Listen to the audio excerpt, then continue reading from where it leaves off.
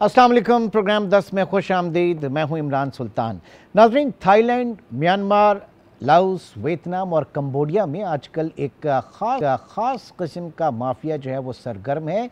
ये माफिया है बदनाम किस हवाले से? फाइनेंशियल क्राइम्स के हवाले से, इल्लीगल जो कॉल सेंटर्स हैं उनके हवाले से। इसी सिलसिले में थाईलैंड में जो थाई आर्मी है उसने एक छापामार कार्रवाई की और उसमें सैकड़ों अफराद को बाजियाब कराया। जी, बाजियाब कराया, यानी ये वहां पर कैद थे और इनसे जबरी मुशक्कत ली जाती थी। और इसमें अहम एक और इंकिशाफ है मेरे और आपके लिए कि इसमें 38 पाकिस्तानी भी शामिल थे जिनको बाजियाब कराया गया, जिनको वहां पर कैद करके रखा गया था। इस मामले के ऊपर मैं बात करूंगा और उसके साथ साथ पाकिस्तान में NCCIA ने पिछले दिनों जो एक ऑपरेशन ग्रे किया था जो कॉल सेंटर्स हैं उनके खिलाफ, और इस सिलसिले में कहा यह जा रहा है कि 12 कॉल सेंटर्स जो हैं वो बंद भी हुए थे और 93 अफराद गिरफ्तार भी हुए थे। क्या इस ऑपरेशन के बाद हालात में कुछ बेहतरी हुई या फिर इस तरह के इलीगल जो कॉल सेंटर्स हैं उनकी मशरूम ग्रोथ इसी तरह से जारी है? इन दोनों पॉइंट्स को मैं डिस्कस करूंगा। कराची स्टूडियो में मारूफ इन्वेस्टिगेटिव जर्नलिस्ट इमरान खान इस वक्त हमारे साथ मौजूद हैं और हमें ज्वाइन किया है सैयद अहमद साहब ने भी, जो कि साबिक चेयरमैन हैं पाशा के, पाकिस्तान सॉफ्टवेयर हाउस एसोसिएशन के। अहमद साहब, आपका भी बहुत शुक्रिया।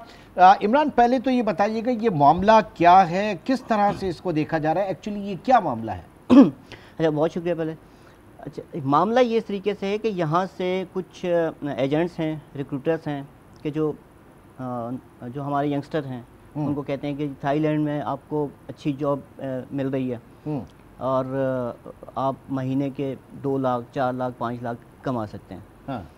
अच्छा, उसके बाद उनसे पैसे लेते हैं 4 लाख, 5 लाख, जिस तरीके से जो आ जाता है। अच्छा, मज़े की बात यह है कि इनको भिजवाते हैं विजिट वीज़ों के ऊपर। ओके। ये विजिट वीज़े पे वहाँ जाते हैं, उनसे कहा जाता है कि आप वहाँ पहुँचें। हाँ। उसके बाद आप जब कंपनी में चले जाएंगे तो ये विजिट वीज़ा फिर आपको बाद में वर्क परमिट में इसको कन्वर्ट करा देंगे। ठीक है। ये बेचारे वहाँ जाते हैं बेहतर मुस्तकबिल के अपने ख्वाब लेकर। ये IT एक्सपोर्ट होते हैं, क्या होता है इनकी क्वालिफिकेशन वगैरह क्या होती है? देखें, ख़ास तौर पर उन नौजवानों को टारगेट किया जाता है कि जो थोड़ी बहुत इंफॉर्मेशन टेक्नोलॉजी या इसकी सॉफ्टवेयर वगैरह की हाउनो रखते हैं, यानी उनको सोशल मीडिया हैंडल्स चलाने आते हैं, कंप्यूटर चलाना आता है। ओके। क्योंकि उनकी इतनी नीड नहीं है कि उनको एक्सपर्ट नहीं चाहिए होते। ज़ाहिर है कि उनको कोई सॉफ्टवेयर सोल्यूशन वगैरह इस तरह की कोई चीज़ नहीं होती। उनको बस लड़के वो चाहिए कि जिनसे वो अपने काम करवा सकें। अंग्रेजी आती हो, अंग्रेजी आती हो, वो भी ज़्यादा ज़रूरी नहीं है, वो भी ज़्यादा। हाँ, वो भी मैं आपको आगे चल के डिटेल बताता हूँ। तो जब ये वहाँ पहुँचते हैं तो अच्छा, इसमें आपको बड़े मज़े की बात बताऊँ कि ये इलाका जो है इसको कहते हैं गोल्डन ट्रायंगल। ये गोल्डन ट्रायंगल है। ये सदियों से ये इलाका बहुत बदनाम है। डेंस फॉरेन जंगलात हैं, अपना रेन फॉरेस्ट हैं घने, और ये 4 मुल्कों में लगता है ट्रायंगल जंगल का। अच्छा। म्यांमार, थाईलैंड, लाओस है, वियतनाम है, कंबोडिया है। तो ये इन मुल्कों में इनमें एक ही कम्युनिटी रहती है, पुलिस की एक्सेस नहीं है।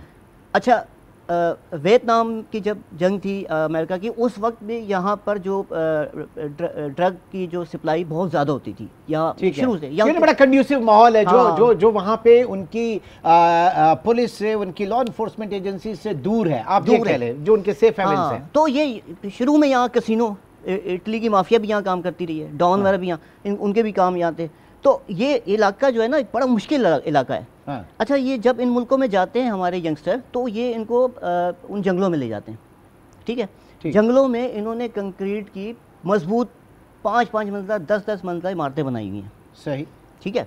वहाँ इनको फिर बंद कर देते हैं। इनसे फिर वहाँ पर स्कैमिंग करवाते हैं, साइबर क्राइम्स करवाते हैं, फाइनेंशियल फ्रॉड्स इनसे करवाते हैं, हनी ट्रैपिंग करवाते हैं इन लड़कों से ज़बरदस्ती। इनसे 16 घंटे, 18 घंटे इनको मार मार के इनसे काम करवाया जाता है।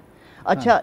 इवन के जो थक जाते हैं, फिर जो काम करने के काबिल नहीं रहते, मार खा खा के, और नींद भी उनकी पूरी नहीं होती। हाँ। फिर उनको छोड़ने के लिए उनके घर वालों को कॉल करवाते हैं।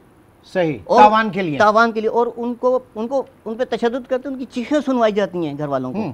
फिर वो बेचारे पैसे भेजने पे मजबूर हो जाते हैं। ठीक है। अच्छा, इसमें जो अभी मामला चल रहा है इसमें 38 आए हैं। इससे पहले 50-60 की तादाद में 3 बार पाकिस्तानी वहाँ पे ऑपरेशंस में रिकवर हुए और वो वहाँ से डिपोर्ट होके आए हैं। ये तकरीबन अब तक पिछले 1-1.5 साल में 300 से ऊपर पाकिस्तानी नौजवान इस तरीके से वहाँ से बाजियाब होके आ चुके हैं। और अभी भी जो ऑफिशियल फिगर है वो ये है कि 60 से 70 पाकिस्तानी वहाँ पे कहते हैं। मज़े की बात, लड़कियाँ भी हैं। अच्छा, लड़कियाँ भी हैं उसमें पाकिस्तानी? अच्छा, और मुल्कों की भी। अच्छा, जो ये यहाँ आए हैं, मेरी जो FIA वालों से बात हुई है तो इनकी जो इनिशियल इनसे पूछताछ हुई है तो उन्होंने जो बातें बताई हैं तो वो तो बहुत ज़्यादा मतलब वो हैं, हौलनाक है। यानी कि ऐसा है कि एक एक फ्लोर एक दुनिया के जो रीजन है उसके लिए मुख्तस है। अच्छा, एक फ्लोर पूरा, यानी एक में पाकिस्तान, बांग्लादेशी, एक में रशियन, व्हाटएवर जो भी है, अफ्रीकन। ओके, मैं ज़रा अहमद साहब की तरफ चलूँगा। अहमद साहब, ये कॉल सेंटर्स में आऊँगा उस तरफ कि जनाब पाकिस्तान में किस तरह से इलीगल ऑपरेशंस चल रहे हैं या जो NCCIA का जो ऑपरेशन था उसके हवाले से भी, लेकिन उससे पहले जो हम हमेशा ब्रेन ड्रेन की बात करते हैं और यहीं से लोग हत्थे चढ़ जाते हैं ऐसे एजेंट्स के जिनसे पाकिस्तान का ये टैलेंट भी बाहर जा रहा है और फिर बेचारे इससे पहले तो जी अहमद साहब देखें, ये जो ज़्यादातर लोग जो या पाकिस्तान में इस तरह के स्कैम्स और ट्रैप्स में आते हैं, अनफॉर्चुनेटली इनके इमोशन से खेलते हैं। हमारे यहाँ पे जॉबलेसनेस बहुत ज़्यादा है, टैलेंट की कमी है। आप कह लें कि जो IT सेक्टर के अंदर जिनकी अच्छा टैलेंट है उनकी तो डिमांड बहुत ज़्यादा है और इस वक्त 4-4, 5-5 लाख रुपए की सैलरीज कॉमनली पाकिस्तान के अंदर बैठे भी बच्चे ले रहे हैं। 2 लाख 3 लाख सैलरीज बहुत कॉमन है, सैलरीज हैं। मगर काफ़ी सारे लाखों की तादाद में बच्चे हैं जिनको जॉब्स नहीं मिलती और उनको लगता ये है कि मुल्क से बाहर जाके उनकी ज़िंदगी आसान हो सकती है और वो सब कुछ अपना बेच के, ज़मीनें बेच के बाहर जाने को तैयार हैं। अब ये इनके ग्रीड में या उनकी मजबूरी से फ़ायदा उठा के जो स्कैमर्स हैं उन लोगों को टारगेट करते हैं। मैं ये समझता हूँ कि इस तरह के जो बच्चे जो इस तरह के उसमें फंसते हैं वो हमारे यहाँ पे कोई हाई एंड IT सेक्टर के वर्कर्स नहीं हैं, मगर वो ऐसे लोग हैं जो स्ट्रगल कर रहे हैं यहाँ पे पाकिस्तान में और फिर वो इनके हत्थे इसलिए चढ़ते हैं कि वो अपनी मजबूरी के अंदर बेचारे वो फिर अपनी ज़िंदगी अच्छे ख्वाब देखने के लिए वो फिर इनके हाथ आते हैं। और अनफॉर्चुनेटली हमारे मुल्क में आप कहें कि शॉर्टकट्स के बारे में लोगों को इतनी तरगीब दी जाती है और उसके ऊपर कोई चेक एंड बैलेंस नहीं है।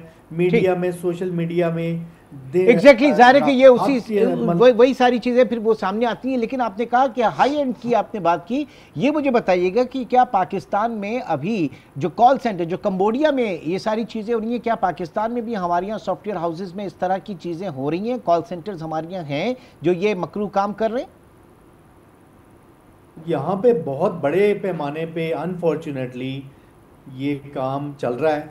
आपने जस्ट कुछ महीने पहले कराची में एक कॉल सेंटर का जिसमें कुछ कत्ल के भी वाक़यात सामने आए, तो और फिर इस्लामाबाद में छापे पड़े जिसमें गैर मुल्की कॉल सेंटर चला रहे थे और वो क्योंकि उनके अपने मुल्क में सख्ती ज़्यादा है, पाकिस्तान में बैठ के इस्लामाबाद, लाहौर, कराची में बड़े पैमाने पे ये काम हो रहे हैं अनफॉर्चुनेटली, जिसमें गैर अमेरिकियों और वेस्टर्न मुल्कों के अंदर क्रेडिट कार्ड के फ्रॉड हो रहे हैं और वहाँ के जो एजेड लोग हैं या लोग हैं उनको ये यहाँ से बैठ के फ्रॉड करते हैं, उनको क्रेडिट कार्ड और बैंक से पैसे निकाल लेते हैं।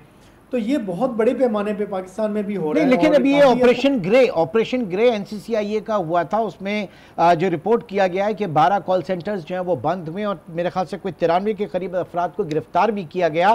तो इसके बावजूद भी ये सारा सिलसिला चल रहा है, ये किस तरीके से इनको ट्रैक किया जा सकता है? क्या एक निज़ाम होना चाहिए फिर अहमद साहब? देखिए, ये तो बहुत छोटा सा नंबर है, ये तो हंड्रेड्स की तादाद में, तो मतलब वो ये बहुत बड़े पैमाने पे चल रहा है काम।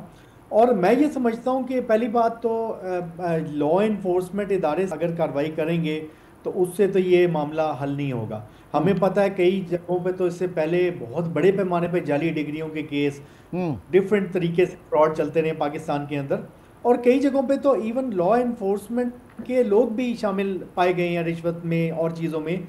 मैं ये समझता हूँ कि यहाँ पे हमारे पास जो हमारे इंडस्ट्री के लीडर्स हैं, एसोसिएशंस हैं, हमारी यूनिवर्सिटीज़ हैं, कोई भी अपना रोल प्ले नहीं कर रहे जहाँ पे वो अपनी यूथ को एथिक्स के बारे में बताएं, जहाँ पे वो ये बताएं कि ये पैसा नाजायज़ पैसा, इलीगल पैसा हराम है और ये गैर कानूनी है, बल्कि इसको इनकरेज किया जा रहा है हमारी सोसाइटी में कि जो एक सक्सेस स्टोरी के तौर पे कि आपने तो बैठे बैठे ये बच्चा मिलियनेयर हो गया और इसने ये बड़ी गाड़ियां रखी। गुजारी के उसके रिपरकशंस अब देख रहे हैं ना, अब जिस तरह के हालात आ रहे हैं। नाज़रीन, छोटे से ब्रेक की कॉल है। ब्रेक के साथ भी हमारे साथ इमरान खान भी मौजूद हैं और सैयद अहमद साहब भी मौजूद हैं। एक छोटे से ब्रेक के बाद दोबारा मिलते हैं। Welcome back. थाईलैंड में जो लोग इस वक्त बाजियाब हुए हैं इस क्रैकडाउन में, वो क्या कहते हैं, कुछ फुटेजेस आपके साथ शेयर करेंगे, कुछ साउंड बाइट्स हम उनकी सुनाएंगे, देखते हैं वो क्या कहते हैं। मैं पाकिस्तान से बिलोंग करता हूँ, भावन नगर के एरिया से। तो कुछ अर्सा पहले मुझे ऑनलाइन जॉब की ऑफ़र की गई, तो मैंने बस उस पर बिलीव कर लिया, कोई वेरीफाई ना किया उस जॉब के बारे में, किसी कंपनी के बारे में वेरीफाई ना किया। तो उस बारे में जब वेरीफाई ना किया, तो जब मैं इधर आया थाईलैंड में, इधर कुछ लोग मिले हुए थे उनके साथ, उन्होंने मुझे इलीगल पहुंचा दिया बर्मा में। जब बर्मा में पहुंचे तो उधर बहुत ज़्यादा वो लोग माफिया टाइप, सारे माफिया इकट्ठे हुए थे। उन्होंने हमारे साथ हम पे बहुत ज़्यादा जुल्म किए। मेरे सारे भाई बैठे हुए हैं, ये उधर से ही आए हैं, ये भाई भी, तो इनको कहीं को साल हो गया, मुझे तो 4 मंथ हुए हैं, तो कुछ लोगों को साल हो गया, 2 साल हो गए हैं। बहुत सारे कंट्रीज़ के लोग मिले हुए हैं उधर, सिर्फ एक कंट्री, सिर्फ पाकिस्तान की नहीं है, बहुत ज़्यादा कंट्रीज़ के लोग हैं। तो वो हर रोज़ हम पे सज़ाएँ करते हैं, इलेक्ट्रिक शॉक्स और पंच और बहुत कुछ उनकी सज़ाएँ उन्होंने बनाई हुई हैं, अपनी तरफ से उन्होंने आलात बनाए हुए हैं सज़ाएँ देने के लिए। तो वो देते हैं, अगर टारगेट पूरा हो भी ना भी हो, स्कैम करवाते हैं हमसे। हमें बताया कुछ और गया था, करवाया हमसे कुछ और गया। तो अभी आप बाजियाब कैसे हुए? बाजियाब हमें NGO है, DKB है, उन्होंने करवाया गया। पीछे से प्रेशर डाला हुआ था काफ़ी, थाई गवर्नमेंट ने भी और पाकिस्तानी एम्बेसीज ने भी डाला हुआ था काफ़ी ज़्यादा प्रेशर। तो उन्होंने उधर NGO है जो इसके अंडर है सब कुछ है, तो DKB नेम है उसका, उन्होंने हमें बाजियाब करवाया है। जैसा कि आप सब लोगों को तो पता चल ही गया होगा कि बर्मा में जितनी भी जॉब्स हैं, म्यांमार में, थाईलैंड में, वो सब ऑनलाइन स्कैम हो रहा है। तो मैं यही पैगाम देना चाहूँगा अपने तमाम पाकिस्तानी भाइयों के कि जब भी आप थाईलैंड, म्यांमार, लाओस और कंबोडिया, इन कंट्रीज़ में आप कोई भी जॉब की ऑफ़र करते हैं तो उसको अच्छी तरह वेरीफाई कर लें। आप FIA से रजू करें और अपने जितने भी मुतल्लिका बेसिस हैं उनसे रजू करें। जो वक्त हमने वहाँ पे गुजारा वो बहुत मुश्किल था। मैं नहीं चाहता कि दोबारा कोई पाकिस्तानी, कोई जवान इस झांसे में आए और यहाँ पर आए इस काम के सिलसिले में। लेकिन अल्हम्दुलिल्लाह हम 12 पाकिस्तानी रिकवर हो चुके हैं, बाकी भी आस्ता आस्ता रिकवर हो रहे हैं। और इसमें हमारी पाकिस्तानी एम्बेसी का और थाई का बहुत बड़ा हाथ है, आज हम यहाँ पे बैठे हैं। जी इमरान साहब, अब इस सिलसिले में क्या किया जा रहा है? उनकी हुकूमत जो है, कितने लोग जो हैं वो डिपोर्ट हो चुके हैं, जो डिपोर्ट हो चुके हैं उनके ख़िलाफ़ क्या कार्रवाई हुई है, क्या उनसे तहकीक हुई है, क्या चीज़ें सामने आई हैं, या जो अभी वहाँ पर हालिया लोग जिनको बाजियाब कराया है उनके लिए क्या लाइन ऑफ एक्शन है थाई गवर्नमेंट का? देखें, बेसिकली तो ये जो लोग हैं ये वहाँ की आर्मी के ऑपरेशन में बाजियाब हुए हैं। उसके बाद उन्होंने हैंड ओवर कर दिया जो उनकी इमिग्रेशन थी, वहाँ उन्होंने अपनी इनिशियल जो इनसे इन्वेस्टिगेशन करनी थी वो कर ली। उसके बाद अब जब ये डिपोर्ट हो के यहाँ हैं, उसके साथ उन्होंने कुछ रिपोर्ट्स भेजी हैं FIA को, मरासले भेजे कि आप इनसे थॉरली तफ्तीश करें, इन्वेस्टिगेशन करें, और इनको जिन रिक्रूटर्स ने, जिन एजेंटों ने भिजवाया है उनको आप गिरफ्तार करें, क्योंकि ये बल्क में अब आ रहे हैं। ठीक है, विजिट वीज़े पे आते हैं, यहाँ स्लिप हो जाते हैं जंगलों में, फिर ये अगवा हो जाते हैं। यानी वज़ीर दाखिला भी जो पिछले दिनों गए थे और एयरपोर्ट्स के ऊपर बहुत उन्होंने वक्त गुजारा, फिर दूसरा ये कि उसके बाद उन्होंने देखा कि लोग डिपोर्ट हुए एयरपोर्ट से, उनकी कंफर्म फ़्लाइट्स थी, उनके पास उनके डॉक्यूमेंट्स भी थे। तो ये सिलसिला कहीं जुड़ता है इस तरह की चीज़ों से? अच्छा, मैं आपको बड़े मज़े की बात बताऊँ। देखें, वो जो मोहसिन नकवी साहब विज़िट कर रहे हैं वो है यूरोप के मामला था।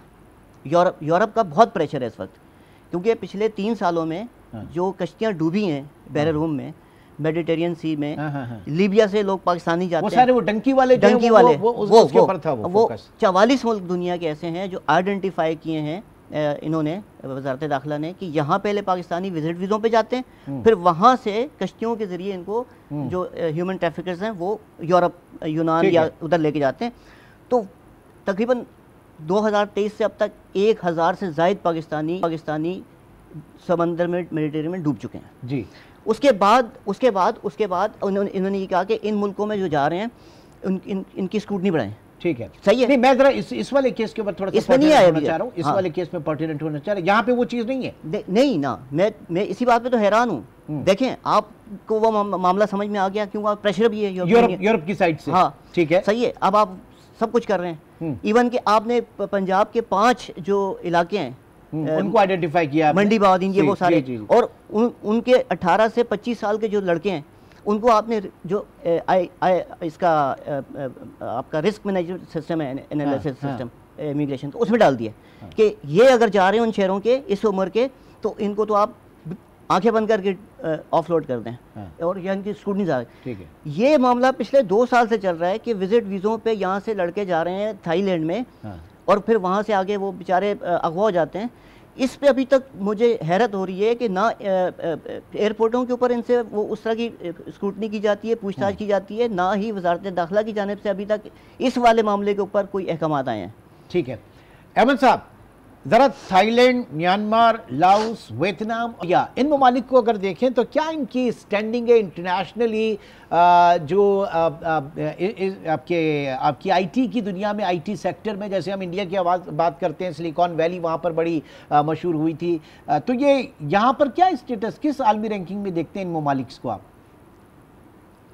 देखिए, इनमें से वियतनाम जो है वो कदरे आगे है इन सब मुल्कों से। वहाँ पे सैमसंग ने अपना बहुत बड़ी फैक्ट्री लगाई, मैं कहूँ 70-80 अरब डॉलर की तो सिर्फ वही मोबाइल फ़ोन्स की एक्सपोर्ट है, और 100 बिलियन डॉलर से ज़्यादा का वियतनाम से एक्सपोर्ट होती है, और वो चाइना का फ्रंट के तौर पे काम करता है पूरी दुनिया में। तो आप कह लें कि वहाँ तो मौके हैं ज़्यादा मैन्युफैक्चरिंग सेक्टर में, मगर टेक्नोलॉजी में भी आईटी कंपनीज और कॉल सेंटर वो भी वहाँ पे काम है। मगर जब थाईलैंड की बात आती है, कंबोडिया, ये मुल्क हैं, यहाँ पे मैन्युफैक्चरिंग सेक्टर तो स्ट्रॉन्ग है, मगर आईटी के हवाले से दुनिया में को बहुत ज़्यादा ये इनका नाम नहीं है। अगर आप आउटसोर्सिंग सेंटर्स की बात करें तो इन मुल्कों में इस तरह के काम नहीं है। टूरिज़म में ये अच्छे हैं, मैन्युफैक्चरिंग सेक्टर में काफ़ी स्टेबल हैं, मगर आईटी के हवाले से ये इतने जाने नहीं जाते। इसका मतलब है कि ये हमारी हुकूमत को देखना चाहिए कि ये जब आईटी के हवाले से कोई जॉब ऑफर्स लेके इस तरह की जा रहे हैं उधर, जिन मुल्कों में इस तरह का बिजनेस है ही नहीं, तो वो फिर इनके मैं तो समझता हूँ कि ये जो एयरपोर्ट पे जो ये ड्यू डिलिजेंस कर रहे हैं, इसकी ज़रूरत है, बिकॉज इस अदरवाइज़ पाकिस्तान का सऊदीया जैसे मुल्कों से भी लोग डिपोर्ट हो रहे हैं, और ऐसे लोग जिनकी स्किल्स नहीं हैं मगर झूठे पेपर्स की बेस पे पाकिस्तान में सारे ये आपको पता है वीज़े लग जाते हैं। लोग 30-40 लाख रुपए दे के वीज़े बनवा रहे हैं, और वो इसलिए इतने पैसे देते हैं बिकॉज उनकी स्किल्स नहीं होती। जिनकी स्किल्स होती हैं उन्हें पूरी दुनिया में पैसे दे के बुलवाते हैं। तो यहाँ पे मेरे ख्याल में थोड़ा सा FIA को बजाय के एयरपोर्ट पे वो जो कर रहे हैं, मेरे ख्याल में इतना डीप वो चेकिंग नहीं हो सकती, मगर ये इन नेटवर्क्स को उससे पहले पकड़ा जाए और इनकी डीप चेकिंग हो कि ये जो अनस्किल्ड लोग हैं इनको जो इदारे अपना स्किल के सर्टिफिकेट्स दे रहे हैं जो कि फॉरेन मिनिस्ट्री से अटेस्ट भी हो जाते हैं, तो ये कैसे अटेस्ट हो जाते हैं, कैसे इनको ये डिग्रियां मिलती हैं जिसके लिए गवर्नमेंट फंडिंग भी कर रही है इनकी स्किल डेवलपमेंट की। और फिर अगर ऐसे लोग रिपोर्ट होके आते हैं तो ऐसे इदारों के खिलाफ भी कार्रवाई होनी चाहिए जिन्होंने उनको ये सर्टिफिकेट्स दिए स्किल के और जिन्होंने उसको टेस्ट किया कि ये इनकी स्किल उस लेवल पे है। ठीक, इमरान, कभी आपने सुना कि इस तरह के इदारों के खिलाफ कोई कार्रवाई हो? देखें, 2 बड़े अहम इदारे हैं इसमें। एक है आपका डायरेक्टोरेट ऑफ प्रोटेक्टर, ठीक है, जो बाहर आपकी वर्कर्स जाते हैं, वर्क परमिट्स पे लेबर जाती है, तो उनके वीज़ों पे, पासपोर्ट पे वो प्रोटेक्टर लगाते हैं, उसकी एक फ़ीस दे, और सालाना अगर 10 लाख बंदा जा रहा है बाहर तो इनके पास अरबों रुपए जमा होते हैं प्रोटेक्टर की मद में। इसी तरीके से एक दूसरा इदारा है आपका जिसमें ये जो ओवरसीज एम्प्लॉयमेंट एक्सचेंज, उसका कोई किरदार? उनका बहुत बड़ा किरदार है, उनका बहुत बड़ा किरदार है। मैं पिछले काफ़ी सालों से ये सवाल करता आया हूँ FIA वालों से भी कि जब ये लोग डिपोर्ट होके आते हैं, इनके प्रोटेक्टर जाली निकलते हैं, इनकी बाकी चीज़ें, और जैसे इन्होंने बात की फॉरेन ऑफिस से अटैस्ट हो जाते हैं। मैं आपको लिटरली अभी की बात बता रहा हूँ, मैं इसके ऊपर काम कर रहा हूँ अभी। फॉरेन ऑफिस में सूरत हाल ये है कि जो अंदर ऑफिशियल्स हैं वो यूँ बैठे रहते हैं, वो जो उनके पास जो मोहरें होती हैं या ऊपर जो वो स्टैंप लगाते हैं, वो जो उनकी नंबरिंग है, कंप्यूटराइज नंबरिंग, उसकी पट्टियाँ एजेंटों के पास पड़ी हुई हैं पाँव में। अच्छा जी, वो खुद ही लगा के लोगों को दे देते हैं और उनसे पैसे ले लेते हैं। वही पैसे फिर ऊपर तक जाते हैं। इस तरीके से तो डिग्रियां और ये सारी चीज़ें वेरीफाई होती हैं, टेस्ट होती हैं। तो ये बात बिल्कुल सही है कि जब ऐसे केसेस होते हैं तो फिर जो वर्क प्रमोटर हैं वो उसके खिलाफ, प्रोटेक्टर ऑफिस के खिलाफ, और ये होम मिनिस्ट्री के जो होम डिपार्टमेंट के जो ये करके देते हैं तस्दीक, इनके खिलाफ कार्रवाई होनी चाहिए, जो कि आज तक नज़र नहीं आई, नहीं नज़र आई।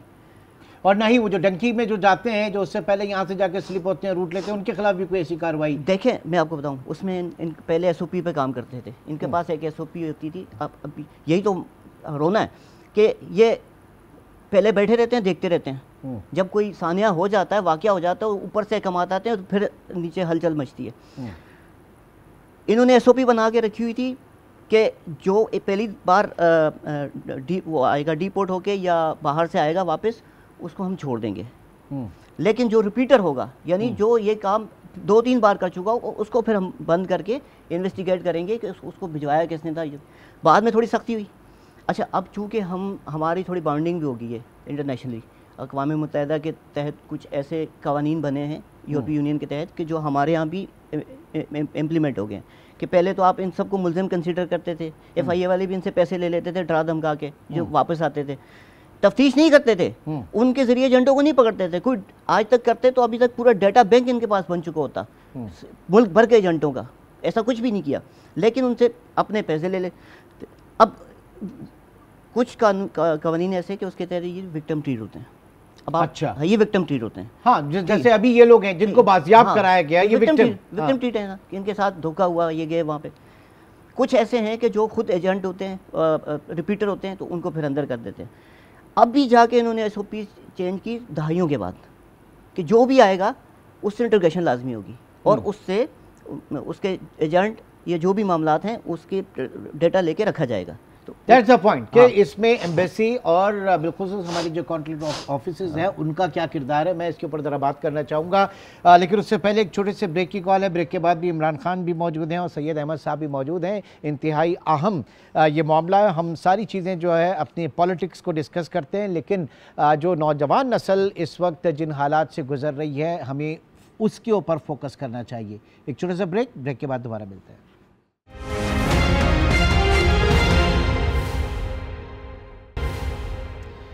Welcome back. अहमद साहब, आपकी तरफ आता हूँ। ये बताइएगा कि इस तमाम मामले में जो एम्बेसी है उसका क्या किरदार हो सकता है, और फिर वहाँ पे जो हमारे कॉन्सुलेट ऑफिसेस वगैरह हैं उनका क्या इसमें अहम किरदार हो सकता है कि इस चीज़ को कैसे रोका जाए? देखिए, मैं तो ये कहूँगा कि इस मामले में एम्बेसीज का रोल इतना ज़्यादा नहीं है, इस सेंस में कि वो तो अपनी तरफ से स्क्रूटनी करते हैं, और हमारे पाकिस्तान में बहुत सारे अच्छे लोगों के भी वीज़े रिजेक्ट होते हैं, और यहाँ पे वीज़ा लेना एक बहुत मुश्किल काम है। बेशक के एजेंटों ने अपना उसमें भी इंग्रेस की हुई है एम्बेसीज़ के अंदर, मगर एम्बेसीज़ का देखें रोल पूरी दुनिया में ऐसे होता है कि वो गवर्नमेंट जिस मुल्क का शहरी होता है उस मुल्क के इदारों से वो उसकी वेरिफिकेशंस मांगते हैं। मैं एक अमेरिकन एम्बेसी और इस तरह की एम्बेसीज़ का तो इस वक्त सिचुएशन ये है कि वो पाकिस्तान के इदारों के इशू किए हुए किसी डॉक्यूमेंट को मानने को तैयार नहीं होते कि ये असली होगा, क्योंकि यहाँ पे फेक डॉक्यूमेंट बन जाते हैं। मगर ज़्यादातर मुल्कों में वो रिलाई करते हैं कि आपके मुल्क के अंदर करैक्टर सर्टिफिकेट है, डिग्रियां हैं, और जो स्किल के सर्टिफिकेट हैं वो सही होंगे। और मसला सारा ये है कि हम लोग हमें जानते बूझते हुए अगर लोगों को लेट से नेपटेक से स्किल की सर्टिफिकेट मिली है, इस वक्त लाखों बच्चे ट्रेन हो रहे हैं, मगर अगर आप देखेंगे तो उनमें मेजॉरिटी स्किल नहीं होती, मगर उनको सर्टिफिकेट इशू किया जाता है। अब वो चीज़ और ये जान के इशू किया जाता है क्योंकि अपनी परफॉर्मेंस दिखानी होती है कि हमने इतना मिलियन बच्चा ट्रेन कर दिया और इतना मिलियन कर दिया। तो ये सारा मसला इस तो यानी पहली स्क्रूटनी, पहला एक्शन तो ऐसे इदारों के खिलाफ होना चाहिए। जी, मैं बिल्कुल ये समझता हूँ कि जब फॉर एग्जांपल मैंने आईटी सेक्टर में बहुत बड़े पैमाने पे स्कैम और फ्रॉड चल रहे हैं, एसएसएन फ्रॉड चल रहे हैं, और उसका हमने बहुत बड़ा इशू रेज किया। गवर्नमेंट को भी पता है, हमारे एसोसिएशंस को भी पता है, मगर कोई उसके ऊपर एक्शन लेने को तैयार नहीं है। एक दूसरे की शक्ल देखते हैं और अलाउ कर रहे हैं उसको। जब एक बहुत बड़ा इंटरनेशनल उसका स्कैम बनेगा, न्यूयॉर्क टाइम्स में रिपोर्ट आ जाएगी, फिर पूरा पाकिस्तान भागेगा। और उस वक्त नहीं तो हमें जरा शेयर करें सर, हमें शेयर करें किस टाइप का स्कैम इस वक्त पाकिस्तान में ज्यादा हो रहा है, कहां पर ऐसे लोगों की तवज्जो ज्यादा है, किन शहरों में इस तरह के क्या मोडस ऑपरेंडी है, जरा थोड़ा इस बारे में हमें बताइए प्लीज। देखिए, फॉर एग्जांपल कोविड के बाद से अमेरिका के अंदर कंपनीज ने लोगों को घरों से बैठ के काम करने का कहा कि आप घर से काम करें। अमेरिकी शहरियों के लिए जो जॉब्स हैं वो जाहिर है इंडिया पाकिस्तान से बैठा हुआ बंदा अगर $3,000 ले रहा है तो अमेरिका में बैठा हुआ बंदा $10,000 लेता है। तो पाकिस्तानी कंपनियों ने, इंडियन भी ऐसे कर रहे हैं कि उन्होंने अपने अमेरिकन सिटीजन्स की आइडेंटिफिकेशन उनसे ख़रीद ली और यहाँ से जाली अमेरिकी बन के फेक इंटरव्यूज़ दे के और फिर जाली यहाँ से ऐसे बंदे बिठाए, शो ऐसे किया कि ये अमेरिका में आपके एम्प्लॉय बैठे हुए हैं, और बड़े पैमाने पे इस तरह से अमेरिकन कंपनीज के साथ फ्रॉड किया। और उसमें वो इतने हज़ारों की तादाद में लोग ऐसे हायर किए और millions of dollar, tens of millions of dollars कमाने शुरू कर दिए। इतनी कामयाबी हासिल की कि काफ़ी हमारी यूथ अब इसी मॉडल की तरफ जा रही है जिसमें अमेरिकन कंपनियों के साथ फ्रॉड करके, उसको आइडेंटिटी फ्रॉड कहते हैं कि आप आइडेंटिटी फ्रॉड करें। अब ये इतना ख़तरनाक फ्रॉड है कि इसमें जैसे नॉर्थ कोरिया का सामने आया कि उन्होंने अमेरिकी कंपनियों के डाटा तक रसाई हासिल कर ली थी और उसके ऊपर फिर CIA और इन लोगों की नज़र पड़ गई। तो अब अगर हम लोग अपने मुल्क में इस तरह के फ्रॉड को नहीं रोकते तो अमेरिका के लिए तो ये इससे उनका सेंसिटिव डाटा, उनके बैंक्स का, उनकी इदारों का, वो भी थ्रेट में आ जाता है। तो कल को जैसे यहाँ पे हमें पहले जाली डिग्रियों का बहुत बड़ा स्कैंडल बना, ये भी एक बहुत बड़ा स्कैंडल बनेगा, मगर जानते बूझते हुए हमारी गवर्नमेंट ने कोई एक्शन नहीं किया। जैसा कि ये केस है, मैंने आपको स्किल्स वाली बात बता रहा हूँ, तो ग्रास रूट पे प्रॉब्लम को सॉल्व नहीं कर रहे। जब स्कैंडल बनते हैं तो उस वक्त वो एक वाइट वॉश करते हैं, 4 बंदों को गिरफ्तार करेंगे। लेकिन अहमद साहब, अभी जो ऑपरेशंस वगैरह हुए और जो ज़ाहिर है कि हुकूमत कहीं ना कहीं तो काम कर रही है, हमारी जो एजेंसीज हैं वो भी काम कर रही हैं। कहा यह जाता है कि पाकिस्तान में ऑलमोस्ट, मैं चाहूँगा आप अपनी ऑब्जर्वेशन बताएं कि जनाब 100% मैं एक्यूज़ नहीं कर रहा कॉल सेंटर्स को, लेकिन फिर भी जो बड़े बड़े कॉल सेंटर्स हैं, कहा जाता है कि वहाँ पर 2-4 लोग ऐसे ज़रूर पाए जाते हैं जो सरगर्मी में मुलविस होते हैं। तो ऑन एक परसेंटेज वाइज आप कितना समझते हैं कि कितने ज़्यादा ये रूट्स के अंदर बैठे हुए हैं, कितने % होंगे ऐसे कॉल सेंटर्स? देखिए, मैं ये समझता हूँ कि जो तो फॉर्मल कॉल सेंटर इंडस्ट्री है, जिसको मैं कहता हूँ ब्रांडेड कॉल सेंटर्स हैं, फॉर एग्जांपल TRG जैसे और बड़े बड़े मशहूर हमारे अच्छे कॉल सेंटर्स, वो तो ये काम बिल्कुल नहीं करते। वो तो बिल्कुल एक इंटरनेशनली ये बड़ा ऐसी इंडस्ट्री है जिसमें फिलीपींस जैसे मुल्क $40 अरब कमा रहे हैं कॉल सेंटर के जरिए। मगर ये काफ़ी सारे मशरूम ग्रोथ हुई है हमारी ऐसे कॉल सेंटर्स की, जिन्हें मैं कहूँगा बेनामी कॉल सेंटर्स हैं, जो कि सच वो कहीं पे ब्रांड भी नहीं है, छुप के काम करते हैं, कोठियों में काम करते हैं। और बेशक के लोगों को पता होता है कि कुछ शेडी चल रहा है यहाँ पे, इतनी इनके पास पैसे की रेल पेल नज़र आ रही है, मगर कहीं इंडस्ट्री में कोई उनको नहीं जानता।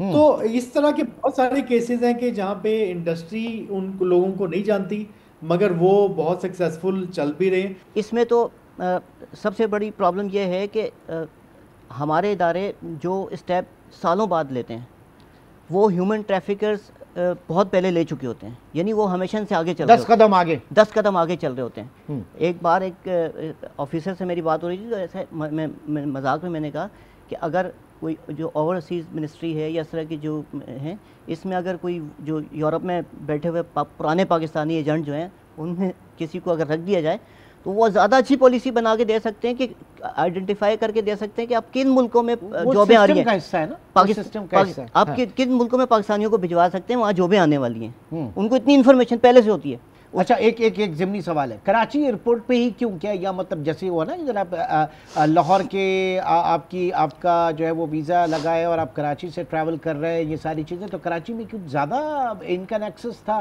देखिए, या ये जो इस तरह के लोग हैं एजेंट्स जो 2 नंबर काम करते हैं यहाँ पे ज़्यादा? ये बड़े मज़े का सवाल है। असल में इशू सारा ये है कि कराची, लाहौर वाले भी कराची से जाते थे, पेशावर वाले भी कराची से जाते थे। उसकी वजह ये थी, जब हमने ये पता किया तो लोग ये बताते हैं कि यहाँ से जो टिकट्स हैं, टिकट्स हैं वो कराची से सस्ते हैं, यानी कि 20% 25% जो है उसमें बचत होती है। अब जो एजेंट 12 लाख का या 15 लाख का किसी को पैकेज लेके देता है, उसमें से अगर उसको 1.5-2 लाख बच जाते हैं यहाँ से डिस्काउंट करवा के टिकट की मद में, तो वो प्रेफर करता है कि मैं अपने बंदे को यहाँ से भिजवाऊँ, कराची से भिजवाऊँ। ठीक है, तो वो तो बहुत सारी वजह ये भी थी। अच्छा, अब इस मामले पे बहुत शोर भी उठा कि जो अभी यहाँ के जो डायरेक्टर हैं, इन्होंने वर्बल तहरीरी तो नहीं, वर्बल इन्होंने सख्त इंस्ट्रक्शन जारी की, वो भी वज़ारत दाखिला के कहने पे, कि लाहौर से या बाकी ख़ासकर पंजाब से जो लोग यहाँ से कराची से आए हैं उनको ना जाने दें आप। अहमद साहब, लास्ट वर्ड मैं चाहूँगा, दुनिया में ज़ाहिर है कि एक इमर्जिंग टेक्नोलॉजी है और ये स्कैम, ये सारी चीज़ें, तो और ममालिक जो उनके साथ भी ये मसला होगा। अगर बड़े सेफ हेवन्स हैं, थाईलैंड हुआ, म्यांमार हुआ, तो वहाँ के लोग भी जा रहे होंगे, इंडिया के लोग भी जा रहे होंगे, और लोग भी जा रहे होंगे। ये अब जिस तरह की, अब मैं कहूँगा कि दुनिया एक रिमोट वर्किंग की तरफ गई है, दुनिया ऑनलाइन की तरफ जितनी ज़्यादा से ज़्यादा जा रही है, और तो उसकी वजह से ये प्रॉब्लम ज़्यादा दुनिया में आया है। और डेफिनेटली ये ग्लोबल मसला है, और ये सिर्फ पाकिस्तान में ये ग्लोबल मसला है। और ये भी हकीकत है कि इस तरह के जो मालियाती जराइम पेशा अनासिर हैं, वो हर हुकूमत से, हर जो गवर्निंग एजेंसीज़ हैं, उनसे 10 कदम आगे होते हैं। बहुत बहुत शुक्रिया, हमारे साथ मौजूद थे इस वक्त इमरान खान कराची स्टूडियो में, और सैयद अहमद साहब जो कि साबिक चेयरमैन पाशा के। आप दोनों का बहुत शुक्रिया। नाज़रीन, यकीनी तौर से इसी तरह की पॉलिसीज़ बनानी होंगी, और सबसे पहले वो प्रोमोटर्स जो यहाँ पर इस तरह के सर्टिफिकेट्स देते हैं उनके ऊपर क्रैक डाउन किया जाए, क्योंकि हम बिल्कुल लास्ट फाइनल स्टेज में जाके FIA और इमिग्रेशन काउंटर को चेक करते हैं। उससे पहले जो चीज़ें चल रही होती हैं जिस तरह से, उनके ऊपर सबसे पहले क्रैक डाउन होना चाहिए। आज के प्रोग्राम से इतना ही, इंशाल्लाह आपसे कल मुलाकात होगी। अपना बहुत ख्याल रखिएगा। अल्लाह।